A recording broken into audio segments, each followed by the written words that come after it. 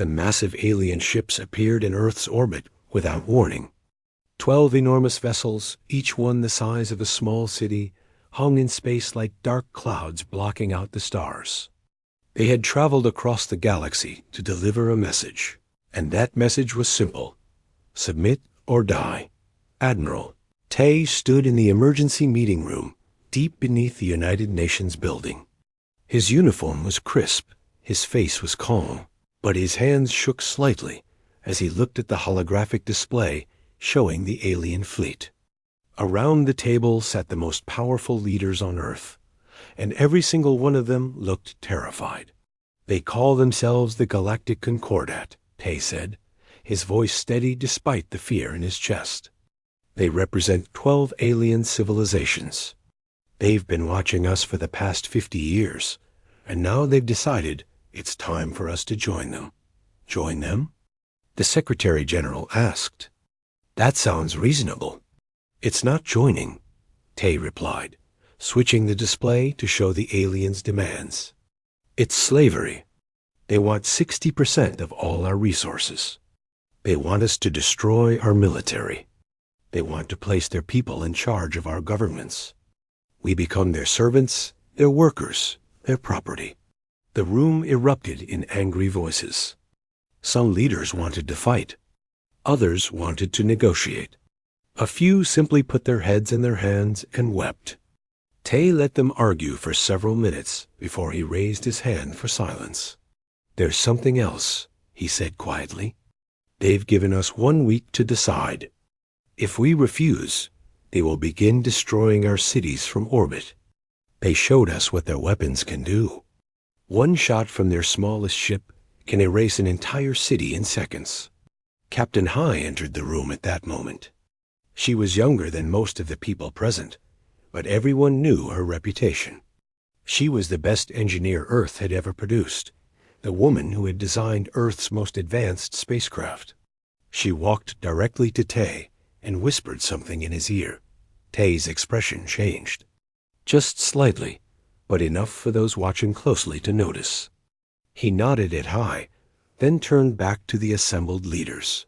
I need to speak with the Security Council alone, Tay announced. Everyone else, please leave us.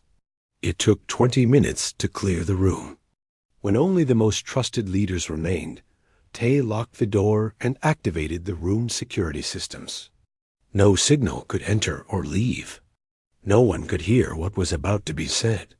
Tell them, Tay said to High. High took a deep breath and stepped forward. 20 years ago, we detected the first alien signals. Most of you don't know this because the information was classified at the highest level. When we realized we weren't alone in the universe, some of us started to worry. What if the aliens weren't friendly? What if they were more advanced than us? What if they came to conquer rather than to meet as equals? She paused, looking at each face in the room. So we started a project. We called it Project Midnight. We took the best minds from every nation. We built hidden facilities in the asteroid belt, on the far side of the moon, in the deep ocean. We started building a fleet. A fleet? One of the leaders interrupted. What kind of fleet? Warships, High said simply. Weapons. Technology designed for one purpose: to fight aliens we hoped would never come. But they did come, and now we have a choice. We can surrender and become slaves, or we can fight. Fight with what? Another leader demanded. You saw their ships. They are enormous. Our technology is nothing compared to theirs. Dr. Na spoke up from the back of the room. He was an old man, his hair completely white, but his eyes were sharp and intelligent. That's not entirely true. Yes, their ships are bigger. Yes, their technology is more advanced in many ways.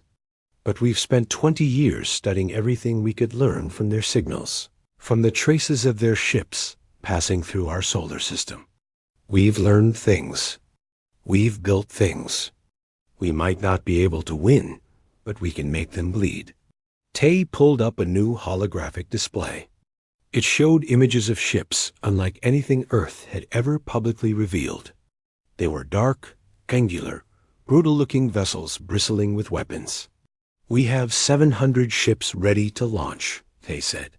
"Not as advanced as theirs, but built with one advantage. They don't know we have them. The Concordat thinks we're primitives. They think we have nothing but the ships they can see in our public spaceports. They're arrogant. That arrogance is our only weapon right now. But 700 ships against 12 of theirs?" A leader protested. "The numbers don't matter if they're that much more powerful. We're not going to fight them today," Hai explained. "We're going to surrender. Publicly, we'll accept their terms. We'll appear broken and defeated. But secretly, we'll be preparing. We'll learn everything we can about them. We'll find their weaknesses. And when the moment is right, we'll strike." "How long?" the Secretary General asked. "How long until we can actually fight them?" 5 years, Dr. Na estimated. "Maybe less if we're lucky. We need time to finish building the fleet. Time to train pilots. Time to understand their tactics. Time to make our move look impossible until it's too late for them to stop us." The room fell silent. Everyone understood what was being proposed. 5 years of slavery. 5 years of watching the aliens take their resources, control their people, rule their world. 5 years of pretending to be defeated while secretly preparing for war. "If we do this and fail," one leader said slowly, "they'll exterminate us. Not just defeat us. They'll destroy every human being alive." "Yes," Tay agreed. "But if we surrender truly, if we give up without this plan, we condemn every future generation to slavery forever. At least this way, we have a chance. A small chance, but a chance." The vote was unanimous. Earth would kneel, but only so it could rise again. 3 days later, Tay stood on a platform in New York City, surrounded by cameras broadcasting to the entire world. Behind him stood representatives from every nation. Above them, visible in the daytime sky, hung one of the alien ships. "On behalf of humanity," Tay said, his voice heavy with false defeat, "we accept the Concordat's terms. We surrender." Around the world, people wept. They didn't know it was an act. They didn't know about Project Midnight or the hidden fleet. They thought humanity had truly given up. But in the asteroid belt, in hidden facilities scattered across the solar system, work continued. Engineers welded hull plates. Scientists tested new weapons. Pilots climbed into simulators. And slowly, quietly, in the darkness of space where the Concordat wasn't watching, humanity's true answer was being built. The aliens thought they had won. They had no idea. The war hadn't even started yet. 5 years passed like a slow, painful dream. Earth had changed in ways that broke the hearts of those who remembered freedom. Alien overseers walked through the streets of every major city, their tall figures and strange features a constant reminder of who ruled now. Humans moved aside when they approached. Humans lowered their eyes. Humans obeyed. Commander Sung stood in an abandoned subway tunnel beneath Seoul, looking at the faces of his resistance cell. There were 20 people in this room, and he knew of 300 other cells just like it across the planet. Each cell thought they were alone. Each cell believed they were the only ones still fighting. That was by design. If the Concordat captured one group, they couldn't betray the others.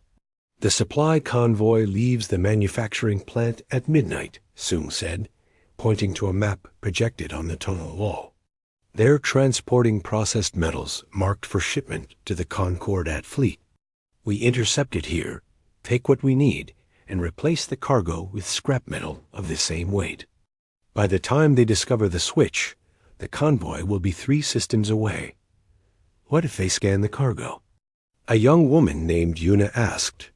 "They won't," Sung replied with confidence he didn't entirely feel. "They've gotten lazy.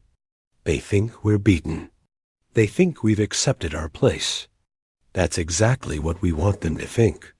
The mission went perfectly. It almost always did these days. The Concordat had conquered so many species over the centuries that they followed a standard occupation procedure. They had become predictable, and predictable enemies made mistakes, 2,000 kilometers above them. On a space station hidden inside a hollowed-out asteroid, Lieutenant Wu climbed into the cockpit of his training fighter. The simulator activated, surrounding him with a perfect recreation of space combat. Today's exercise was simple. Destroy a Concordat heavy cruiser with only 2 fighters. It was impossible, of course. That was the point. Every exercise was impossible. Every scenario assumed they were outnumbered, outgunned, and outmatched. Because when the real fighting started, that's exactly what they would face. Wu's partner for this exercise was a pilot named Jisoo. They had trained together for 3 years now, learning to move as one unit, to think together, to anticipate each other's movements. They dove toward the simulated enemy ship, their fighters moving in a complex pattern designed to confuse targeting systems. The cruiser's weapons opened fire, virtual space filled with deadly energy beams. Wu's fighter jerked hard to the left, so hard that a real human body would have been crushed by the G-forces. But Wu had trained in a centrifuge. He had built up his tolerance to acceleration. He stayed conscious while his fighter danced through the incoming fire. Jisoo came in from below, firing missiles at the cruiser's shield generators. The missiles were intercepted, but that was expected. They were decoys. While the cruiser's defenses focused on the missiles, Wu fired a railgun burst at the exact moment. The shields flickered to let their own weapons fire out. The simulation ended with the cruiser heavily damaged. Not destroyed, but crippled. The instructor's voice came over the radio. Better. You lasted 4 minutes this time. The real thing will be harder. It was always harder. Nothing was ever good enough. But that drove them to be better, to train longer, to push past every limit. Deep in the lunar crater Copernicus, Engineer Me stood in front of a massive construction bay, watching the final hull sections being attached to a Midnight-class destroyer. The ship was enormous, nearly 1 kilometer long, and it looked nothing like the sleek Concordat vessels that orbited Earth. Where alien ships were smooth and elegant, human ships were brutal and angular. They had redundant systems on top of backup systems, armor thick enough to take multiple hits, weapons that violated every rule of civilized warfare the Concordat claimed to follow. The railgun is off-center by 0.3 degrees, Me said to her construction team. Fix it. That's within acceptable tolerance, one engineer protested. It won't affect performance. Fix it anyway, Me insisted. When these ships go into battle, there is no acceptable tolerance. Everything must be perfect, because nothing else can save us. They fixed it. They always did. Me had a reputation for being impossible to satisfy, but her crews understood why. Every ship she built had to be perfect, because the people who flew them were depending on her work to keep them alive. On Earth, Ambassador Hyan of the Concordat walked through his luxurious residence in what used to be Geneva. He was uneasy, though he couldn't quite identify why. The humans had been so compliant. They followed every rule, met every quota, caused no trouble. It was almost suspicious how smoothly the occupation had gone. He pulled up reports on his personal terminal, searching for anything unusual. Energy consumption in the outer solar system was higher than expected, but the humans claimed it was due to expanded mining operations. There were occasional small thefts and acts of minor sabotage, but nothing organized, nothing dangerous. Statistical analysis showed resource shipments were sometimes lighter than expected, but always within margins of error. Still, something felt wrong. Hyan called his security chief. I want increased surveillance on human space traffic. random inspections of cargo vessels. And I want to know what's happening in their asteroid belt. Sir, we've been monitoring all those things for 5 years, the security chief replied. The humans are broken. They're not a threat. Probably not, Hyan agreed. But let's make sure. The investigation went nowhere. The humans were very good at hiding their activities, mining ships that were actually transporting weapons parts, accidents that killed workers who were actually being smuggled to hidden bases, communications that looked like commercial traffic but carried encoded military data. Admiral Tay reviewed the progress reports in his office beneath Antarctica.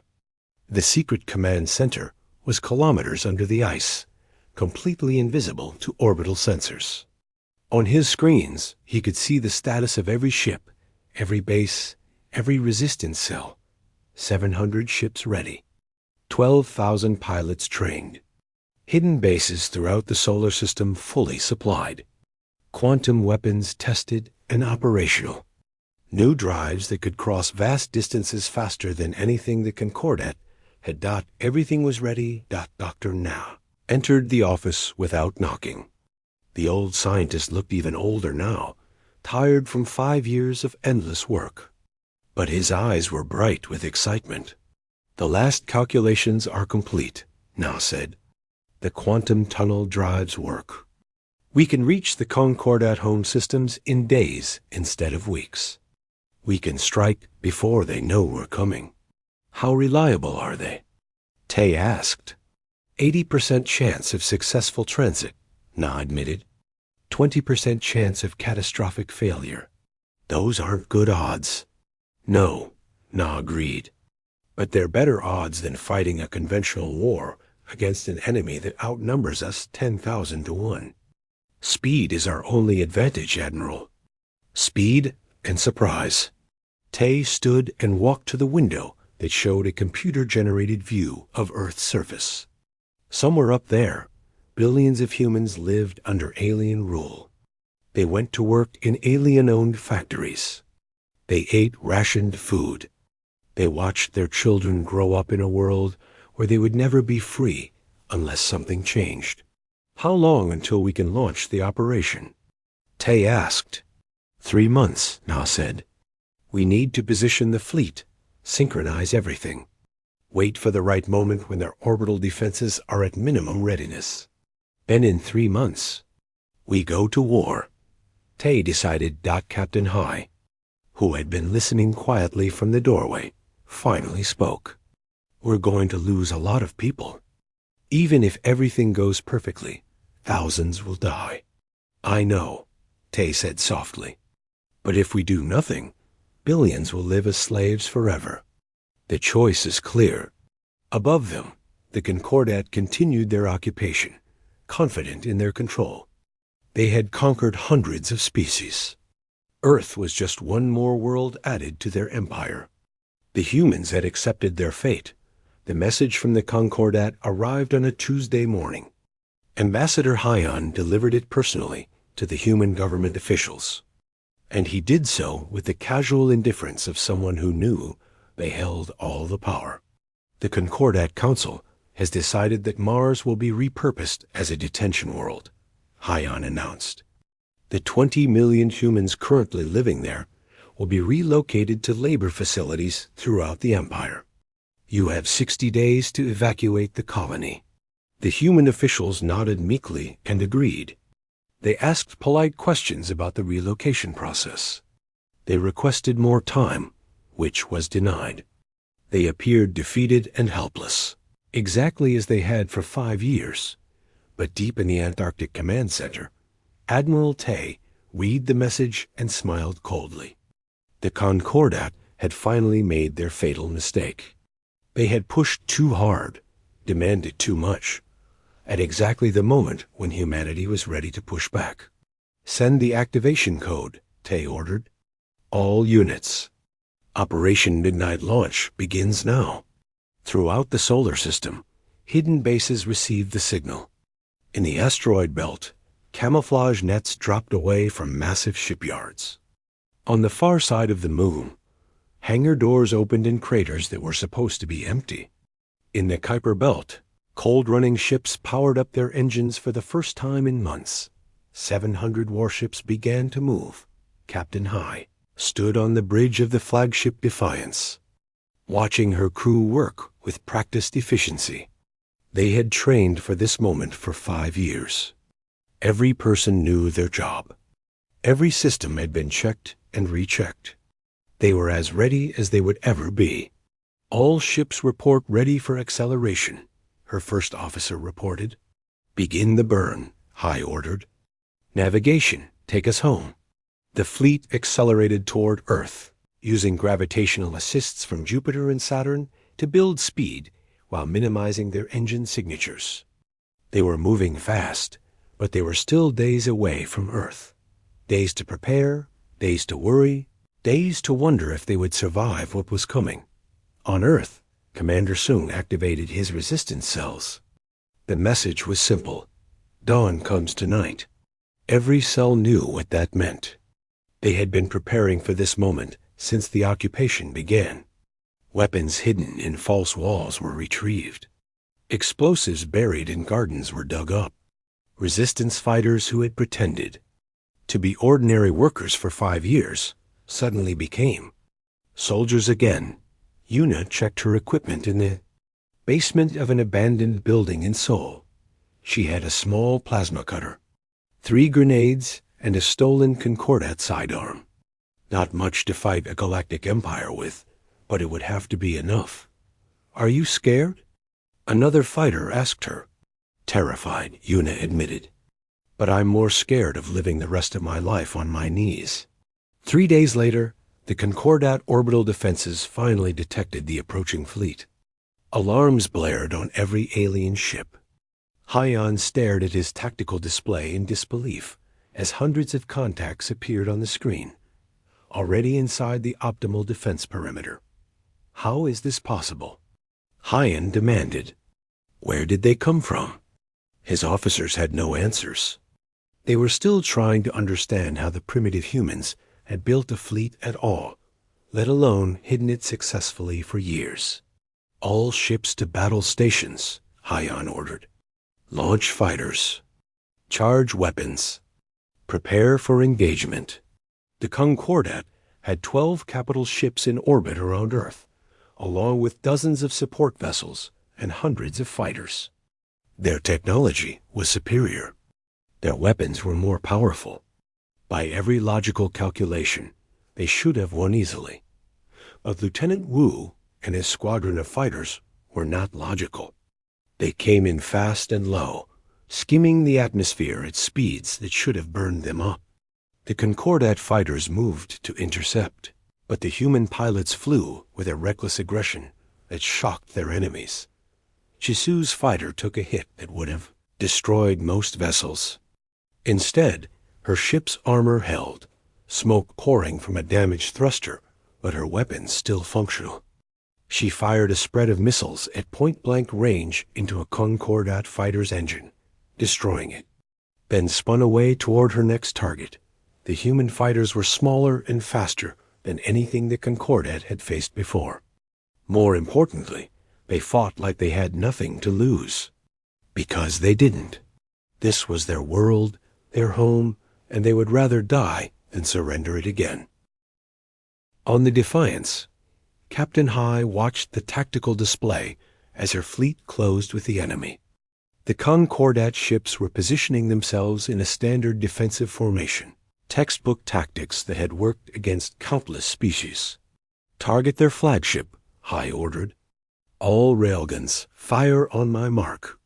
The human ships opened fire at a range the Concordat considered too far for accurate shooting.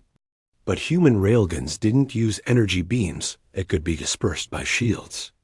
They used solid metal slugs, accelerated to incredible speeds. When the first volley struck the Concordat flagship, its shields flickered and failed. Again, High commanded. Don't give them time to recover. The Defiance shook as it fired another volley. Around them, other human ships were engaging the Concordat fleet with the same brutal efficiency. This wasn't the elegant, long-range warfare the aliens were used to. This was close-quarters brutality. Ships firing until their guns overheated, and then firing some more. Engineer me, serving as the Defiance's chief engineer, watched the damage reports flooding in. Hull breaches on 3 decks. Fire in the port engine room. Shield generators operating at 60%. But the redundant systems she had insisted on were keeping the ship in the fight. Reroute power from the secondary systems, Me ordered her team. I want every available watt going to weapons and shields. On Earth, the resistance cells struck simultaneously. Yuna and her team stormed a Concordat garrison in Seoul, using their knowledge of the building's layout to ambush the alien soldiers. The fighting was close and desperate.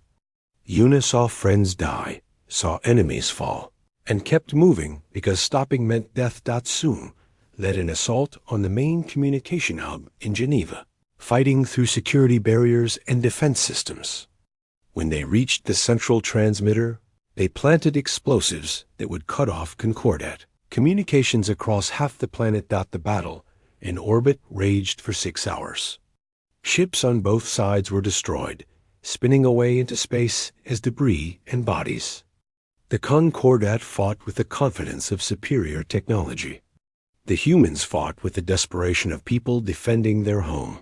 Captain High's Defiance closed to within a kilometer of the Concordat flagship Eternal Dominion. At that range, neither ship could miss.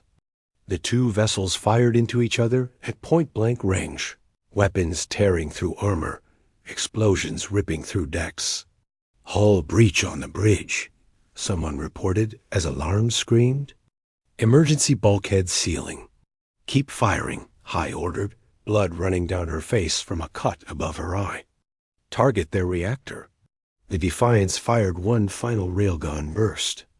The solid metal slug punched through the Eternal Dominion's weakened armor and struck something critical. The alien flagship's lights flickered and died around Earth. The other Concordat ships saw their flagship disabled and made a choice. They could continue fighting and probably destroy most of the human fleet, but they would be destroyed in the process. The humans were not fighting to win territory. They were fighting to kill, and they were very good at it. The Concordat fleet retreated. The remaining ships engaged their FTL drives and disappeared, leaving behind their destroyed comrades and their disabled flagship. They ran, and that retreat echoed across every communication channel in the galaxy. On the bridge of the Defiance, Captain High watched them go. Around her, the crew was silent, shocked that they had actually won. Damage report, High said quietly. 40% of the fleet destroyed or disabled, her first officer reported. 15,000 casualties. But Earth is ours again, Captain. On Earth's surface, Soong and Yuna and thousands of other resistance fighters watched the alien ships flee. People poured into the streets, crying and cheering and unable to believe what had just happened. Admiral Tay stood in his command center, looking at the casualty reports. So many dead, so many ships destroyed, but they had won the impossible victory. Sir, we're receiving transmissions from across the planet, a communications officer reported. Everyone wants to know what happens now. Tay knew the answer. The Concordat would not accept this defeat. They would return with more ships, more weapons, overwhelming force. Earth had won the battle, but the war was just beginning. Get me a channel to the entire fleet, Tay ordered. It's time to tell them what comes next. The victory celebration lasted exactly 2 days. Then reality set in. Earth had won one battle, but the Concordat controlled thousands of worlds and tens of thousands of ships. They would return, and when they did, they would bring overwhelming force. Admiral Tay called his senior officers to a meeting in the rebuilt UN building. The room was crowded with captains, engineers, and resistance leaders who had become heroes overnight. But Tay's face was grave. We have 2 choices, Tay said without preamble. We can wait here for the Concordat to return with their full military might and die defending Earth. Or we can take the war to them first. The room erupted in shocked voices. Captain High was the first to speak clearly. Take the war to them? Admiral, we barely survived fighting 12 of their ships. They have thousands, which is why we can't fight them directly, Dr. Na interjected. The old scientist stepped forward, activating a holographic star map. The Concordat controls 12 core worlds, each one the home system of one of their founding species. These worlds have been at peace for thousands of years. They're not prepared for war on their doorstep. You want to attack their home worlds? Commander Sung asked, disbelief evident in his voice. Not attack, Tay corrected. Strike. Hit them fast, cause damage, and leave before their reinforcements arrive. We show the galaxy that the Concordat is not invincible. We show their subject species that rebellion is possible. And most importantly, we show the Concordat that continuing this war will cost them everything they've built. Lieutenant Wu, now promoted to commander for his actions in the battle, studied the star map. Our ships can't reach those systems in time. The Concordat will have months to prepare their defenses while we're in transit. Normally, yes, Dr. Na said with a slight smile. But we have quantum tunnel drives. Experimental. Dangerous. 20% chance the ship, attempting transit, will be destroyed. But those that survive can cross the galaxy in days instead of months. The room fell silent as everyone absorbed this information. Engineer Me was the first to understand the full implications. You're going to split the fleet. 12 strike forces, one for each Concordat home world. If even half the ships survive the transit, we can hit all 12 worlds simultaneously before they know what's happening. Exactly, Tay confirmed. The Concordat thinks we're primitives, cowering on our home world. They don't know about the tunnel drives. They don't know we can reach them. By the time they realize what's happening, we'll already be in their systems. And then what? Yuna asked. She had been promoted to lieutenant for her actions during the Earth resistance. We can't conquer their worlds. We don't have enough ships or soldiers. We don't need to conquer them, Tay replied. We just need to scare them. One ship appearing in orbit of their capital world, broadcasting a message to the entire galaxy, will do more damage than 100 ships trying to fight a traditional war. The plan was insane. Everyone in the room knew it. But it was also the only plan that had any chance of working. Captain High volunteered to lead the strike on Andaraxis, the Concordat's founding world. She took 50 ships, knowing that only 40 would probably survive the transit. The rest of the fleet was divided among the other 11 targets. 3 weeks later, High stood on the bridge of the Defiance as the quantum tunnel drive activated. The ship began to vibrate in a way that felt deeply wrong, as if reality itself was being bent around them. Space outside the viewport twisted into impossible colors. Then, suddenly, they were somewhere else. Andaraxis appeared on the tactical display, a beautiful blue-green world orbiting a yellow star. Orbital stations surrounded it. Trade ships moved between the planet and its 3 moons. Everything looked peaceful, prosperous, secure. Scan for military vessels, High ordered. Detecting 6 capital ships in orbit, her tactical officer reported. 30 support vessels. They're not in combat formation. They're in standard patrol positions. They didn't know. The Concordat ships around Andaraxis had no idea that enemy vessels had just appeared in their system. The quantum tunnel drives had worked flawlessly, bypassing all their early warning systems.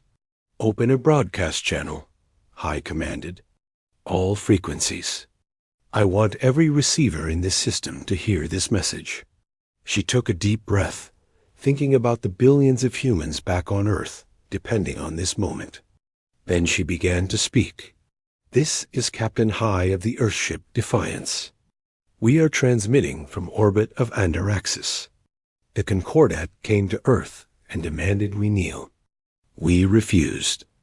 They threatened to destroy us. We destroyed their fleet instead. Now we are here, in your home system, to deliver a message. On Andaraxis, Ambassador Hyan, who had been recalled to his home world after the defeat at Earth, watched the broadcast in horror. Human ships in orbit of Andaraxis itself. It was impossible. It should have been impossible. Earth will not be conquered, Hai's message continued. Earth will not surrender. And if the Concordat wants war, we will bring that war to every world you control. We will fight in your space. We will make you afraid in your own homes. We will show you what it means to threaten humanity. The Concordat ships were scrambling now, trying to form up for combat.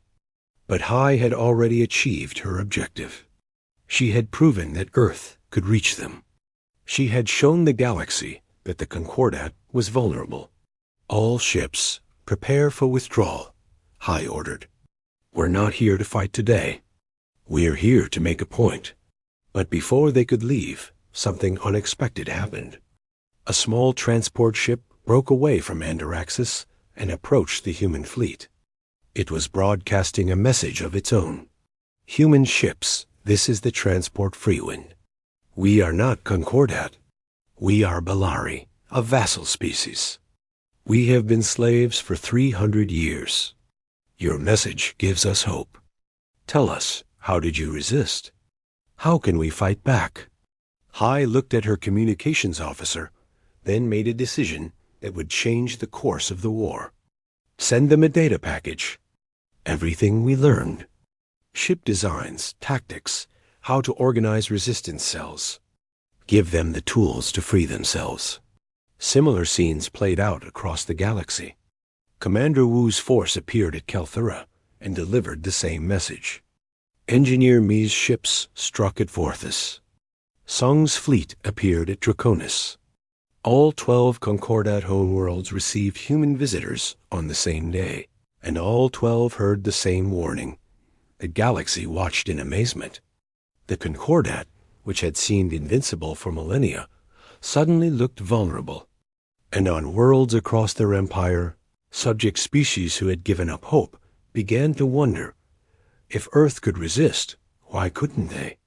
Back on Andaraxis, Hyan stood before the Concordat Council. The 12 leaders of their civilization looked at him with anger and fear in their eyes. How did this happen?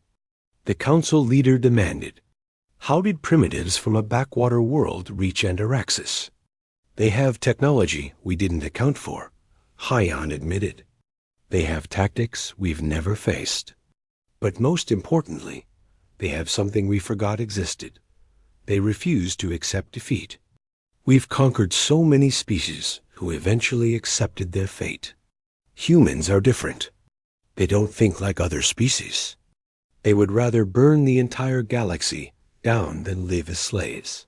Then we will exterminate them, another council member declared. We will gather our full fleet and turn Earth into dust.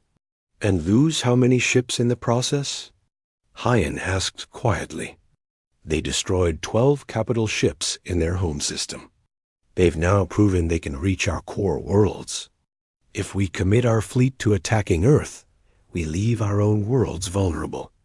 And their message has already spread. I'm receiving reports of uprisings on 17 vassal worlds.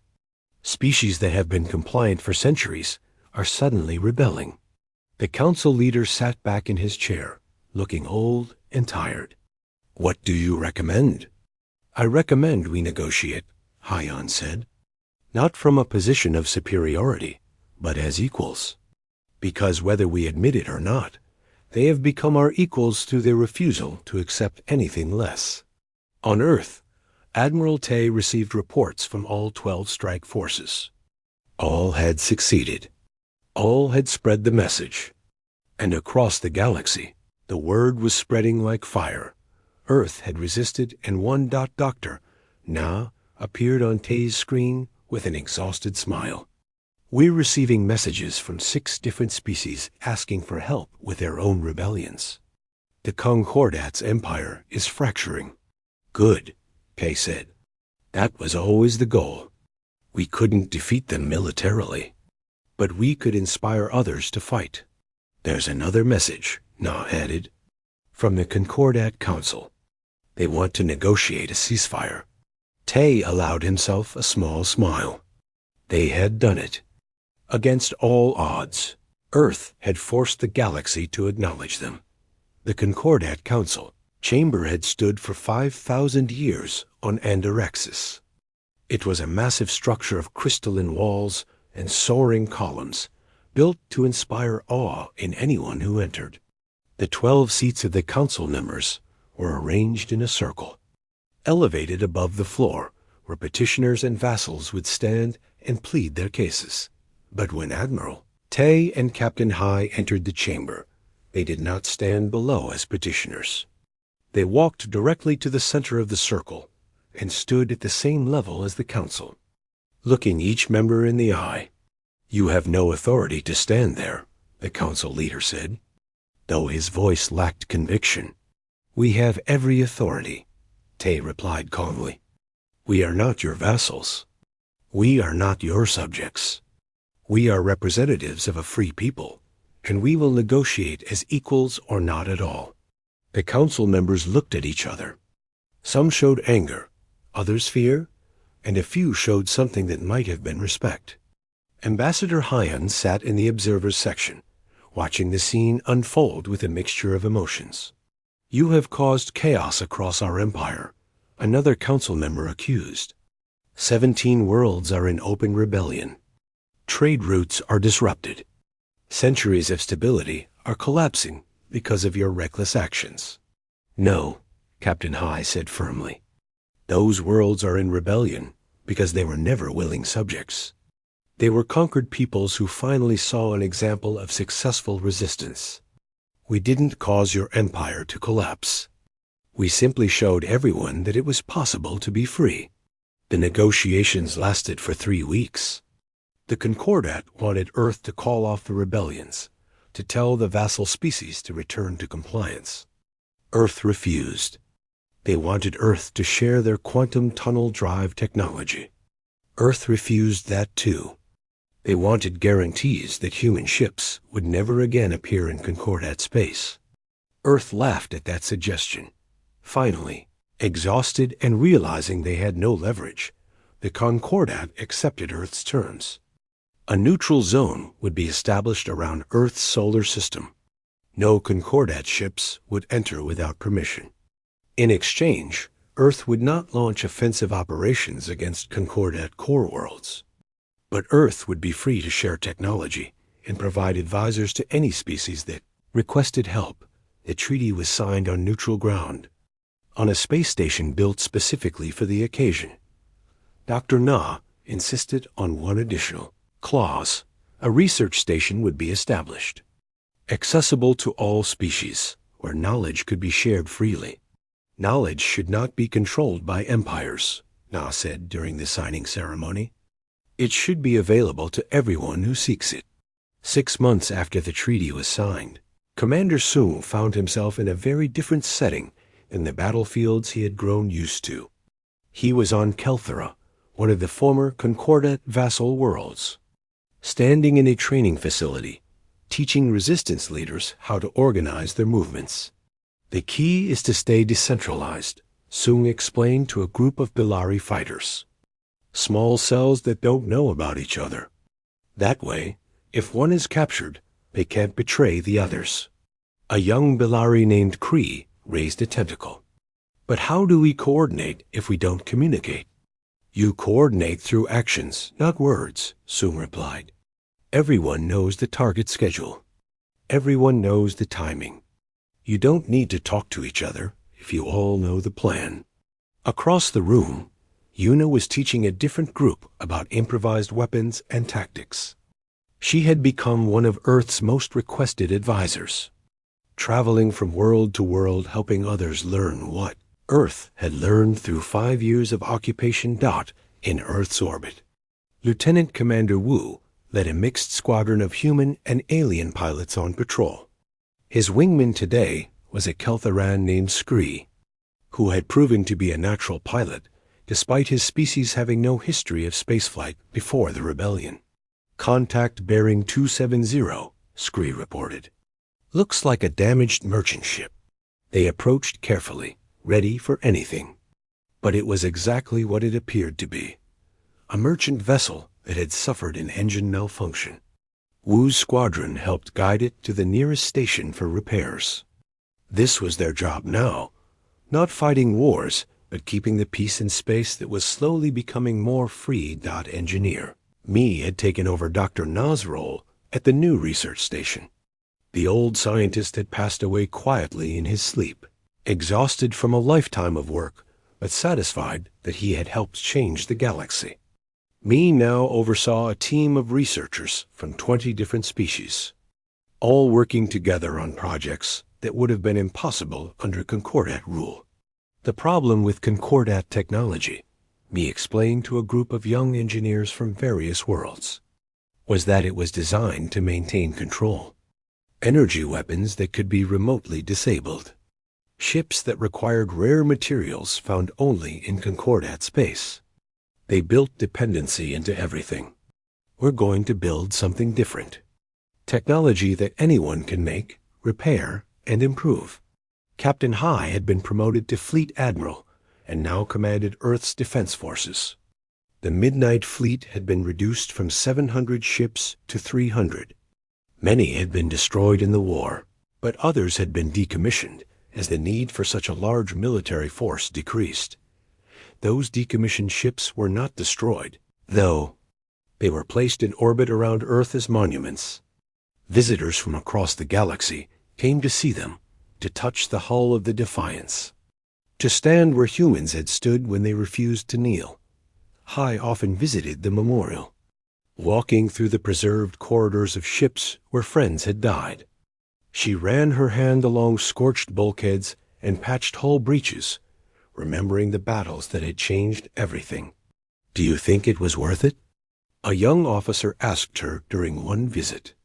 "All the people who died?" High considered the question carefully. "Ask me that again in 50 years. If the galaxy is more free than that is now, if species have the right to choose their own destiny, then yes, it was worth it. But if we squander what they died for, if we let freedom slip away, then no sacrifice could justify that failure." On Andaraxis, Ambassador Hyan had retired from public service. He spent his days writing a book about his experiences with humanity. The working title was "The Species That Refused." "They were not more advanced than us," he wrote. "They were not stronger or smarter, but they had one quality we had forgotten existed. They would rather die free than live as slaves. And that single quality changed the entire galaxy." Admiral Tay lived to see his grandchildren grow up in a world without occupation. He watched as Earth's influence spread not through conquest, but through example. Species across the galaxy looked to Earth not as conquerors, but as liberators, as the world that had shown them freedom was possible. On his deathbed, Tay received a visit from the current Concordat Council leader, a young representative from a species that had once been vassals, but were now free members of a reformed Concordat. "I wanted to thank you," the council leader said, "not just for freeing my people, but for teaching the galaxy something we had forgotten, that freedom has value beyond any price, that people will fight for the right to choose their own path." "Don't thank me," Tay replied weakly. "Thank every human who refused to accept slavery. Thank every alien who saw what we did and found the courage to resist. Thank everyone who chose freedom over safety." Years passed. The galaxy changed. The old Concordat structure gradually transformed into a loose confederation of free worlds. Not all species chose to join. Some preferred isolation. Others formed their own alliances. But they made those choices freely, and that made all the difference. The research station that Dr. Na had envisioned grew into a massive complex. where ideas were shared openly. Scientists from hundreds of worlds worked together, no longer restricted by imperial control of information. Technology advanced faster than it had in millennia. The Midnight Fleet remained, though much smaller now. They patrolled trade routes, responded to distress calls, and occasionally reminded the galaxy why freedom was worth protecting. New crews joined, humans and aliens serving together, united by the belief that no species should live under the boot of another. Commander Jassu, who had survived the war despite taking damage in every battle she fought, became an instructor at the new multi-species military academy. She taught pilots from dozens of worlds, passing on the lessons Earth had learned. Never fight fair, she told her students. Never follow the enemy's rules. Never accept that defeat is inevitable. Those are the lessons that won us our freedom. Those are the lessons you must remember. 50 years after the war, a ceremony was held on Earth. Representatives from every free world in the galaxy attended. They gathered around the monuments in orbit, around the preserved ships of the Midnight Fleet, and they remembered. A human child asked her grandmother what it had been like during the occupation. The old woman, who had been young during those 5 years of secret resistance, smiled sadly. "It was dark," she said. "We lived in fear every day. But we never lost hope, because we knew, even when it seemed impossible, that humans don't kneel. We stand, and when we stand together, nothing in the galaxy can make us fall." The child looked up at the stars, at the galaxy that was now filled with free worlds, and understood. The Midnight Armada had not just won a war. They had ignited something far more powerful, the belief that freedom was possible for everyone. And that belief, once lit, could never be extinguished. The galaxy had demanded Earth kneel. Earth had ignited the stars instead, and the light from those stars would shine forever, or so they believed. In the darkness, in the cold reaches of the outer solar system, humanity was almost ready to show them the truth.